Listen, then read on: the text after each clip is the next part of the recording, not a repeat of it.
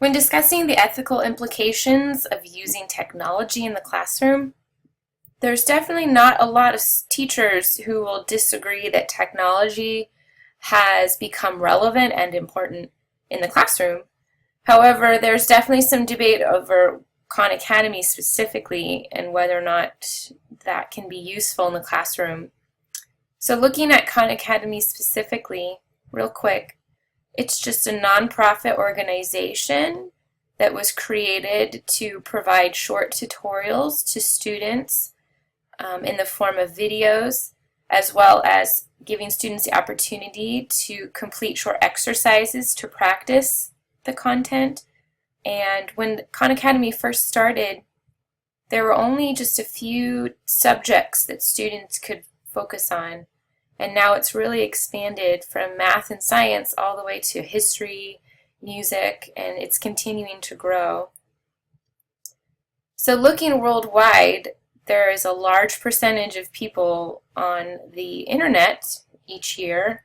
Granted, there's still a lot of people who are not on the internet, but when we look at well-developed countries, there's been a huge increase, and that tells us that our students are part of a global community when they are online. So we need to definitely look at how we can incorporate technology into our classroom for our students. So again, a huge shift has happened. There's been a lot of changes, and that requires technology to be embedded into our curriculum so that students can have opportunities to become integrous learners. So again, specifically focusing on Khan Academy, as far as the changes go in education, Khan Academy definitely provides opportunities for students to use technology appropriately to access information. Khan Academy is great. It doesn't have a lot of advertisements or anything like that. So students are exposed to those necessary tools without the extra stuff that they don't need to see.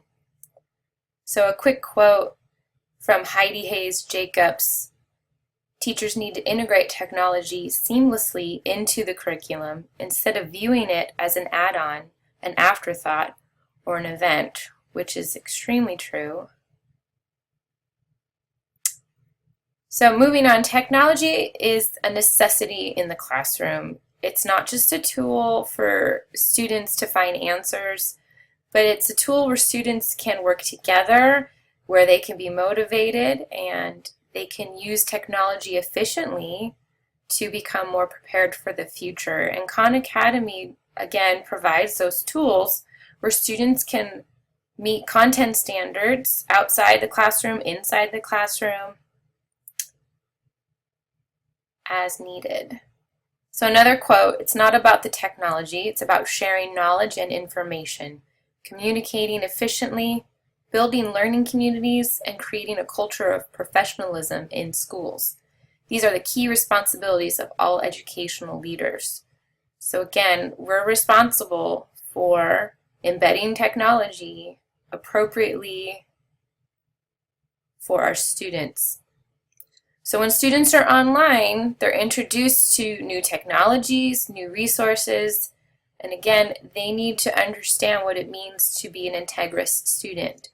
And alongside that, they also are given the opportunity to become more responsible on the computer. So assignments that are involving technology are going to increase that aspect of responsibility. There's a lot of trust.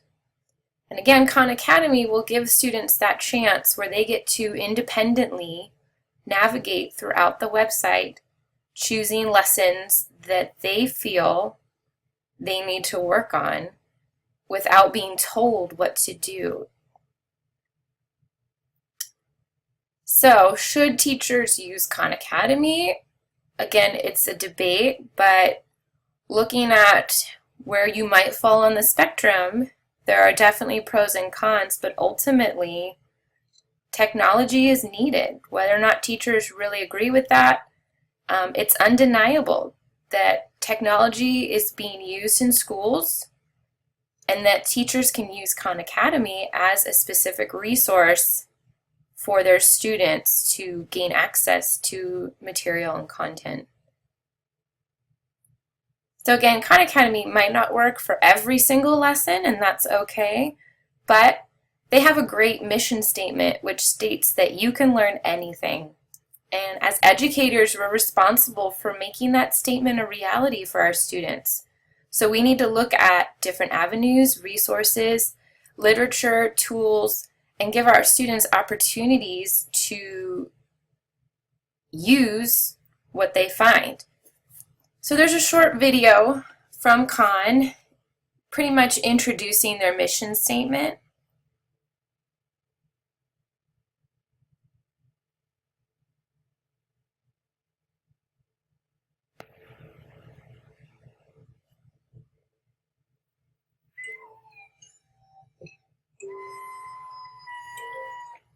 Nobody's born smart. We all start at zero. Can't talk, can't walk, certainly can't do algebra. Adding, reading, writing, riding a bike. Nobody's good at anything at first. There was a time when Einstein couldn't count to 10. And Shakespeare had to learn his ABCs just like the rest of us. Thankfully, we're born to learn. Slowly, surely, you stumble, slip, crawl, fall, and fail, and fall. Frustrating, confusing, trying, struggling, until one day, you walk. One foot in front of the other, one idea on top of the next, each wrong answer making your brain a little bit stronger. Failing is just another word for growing, and you keep going. This is learning. Knowing that you'll get it, even if you haven't gotten it yet. Because the most beautiful, complex concepts in the whole universe are built on basic ideas that anyone, anywhere, can understand. Whoever you are, wherever you are, you only have to know one thing. You can learn anything.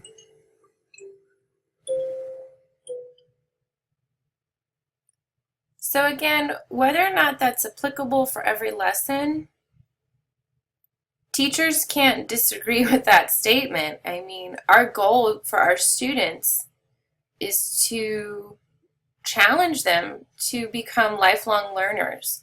So we need to look at what forms of technology are most beneficial for our students.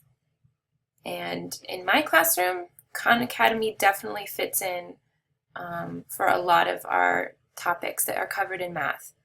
So hopefully that gives you something to think about.